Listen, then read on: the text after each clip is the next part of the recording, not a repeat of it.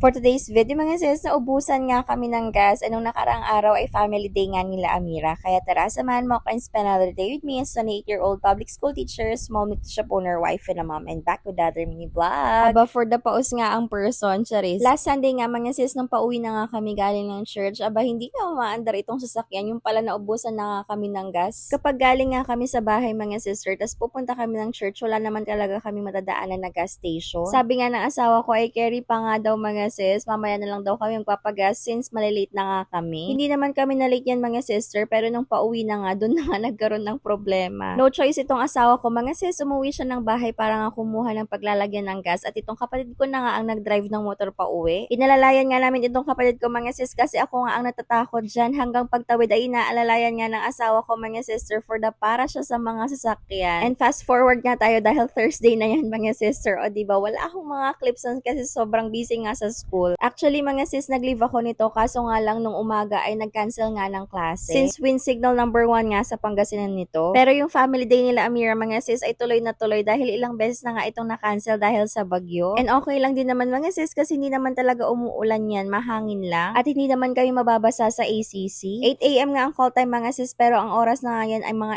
8:30 na nga ata. Sobrang hirap nga kasing gisingan si Amira niyan mga sister. Pagkababa ko nga mga sis, nag-iipit na nga itong mag-ama kaya hinayaan ko na silang dalawa dyan. At nilagyan ko na nga lang si Amira ng decoration niya sa buhok, charis. October pa nga sana itong family day nila mga sister kaso lagi na postpone dahil nga sa mga bagyo. Sa batch nga nila Amira mga sis ay color green nga ang kinakailangan nilang isuot. Nung nakasked nga to ng October mga sister, aba hindi pa nga dumadating yung damit ni Amira. Medyo nakahinga nga ako nung postpone nga daw kasi wala siyang isusuot nun. Actually may color green naman talaga si Auntie Ninyo kaso nga lang yung iba ay masikip na sa kanya at yung iba ay dress. Dahil nga family day ito mga sister, may mga games nga gusto ko nga maging komportable si Auntie Ninyo, nakaka-punch siya. Kaso nga lang si Auntie Ninyo, aba sinumpong, charis. Hindi nga naglaro at naupo lang. Dahil dyan nga lang sa gilid yung classroom niya mga sister, aba gusto nga pumasok sa room, doon nga daw siya pupunta, o diba? Siguro nga dahil pandemic baby si Auntie Ninyo, hindi siya masyadong nasanay sa mga socialization, charis. Parang hindi nga siya sanay sa maraming tao, ganun. Pero kapag sasamahan naman siya ng kanyang papa mga sister, aba for the go si Auntie Ninyo, siguro natatakot lang siya or nahihiya. Wala nga kaming masyadong ganap dyan mga sister, kaya sabi ko for the video kami para may pang vlog tayo. O diba Hagardo Versosa na dyan si Amira mga sis. Sabi ko nga sa asawa ko dyan mga sister, sumama nga sa game. Dahil masunurin si uncle ninyo, aba sumama din talaga, char. Longest line nga yung paglaro nila mga sister, kaya ayan, for the tanggal si uncle ninyo ng sintas niya at ng sinturon. O ayan, nakapaglaro ka na, healing your inner child ba yan, char. Ganado yan mga sis kasi nga cash ang prize. Nag-alis pa nga yan ng damit niya mga sister para nga lang humaba tong linya nila. Pero hindi ko na nga lang sasama dito sa vlog natin mga sister. Baka magkaroon tayo ng violation. Ma-restrict ang account natin. Huwag kayong mag-alala. Puro taba lang yun, char. Syempre, after the game mga sister, hindi sila nanalo, charing. So, bago nga kami umuwi mga sis, kinakailangan muna niyang ayusin yung sapatos niya kasi hindi kami makakauwi niyan. Wala kaming dalang sinelas niya. Kahit nga walang ganap yung anak ko mga sis, for the saya yan dahil may loot bag siya. Kung ikaw nga hindi pa nasi-share ng blessings, ano pang hinihintay mo? Huwag mong kakalimutang mag-like, mag-share, mag-comment sa video na to at follow ang Facebook namin. Malay mo ikaw na mas certain top fan na makaka-receive. So, ayun lang for today's video. Bye!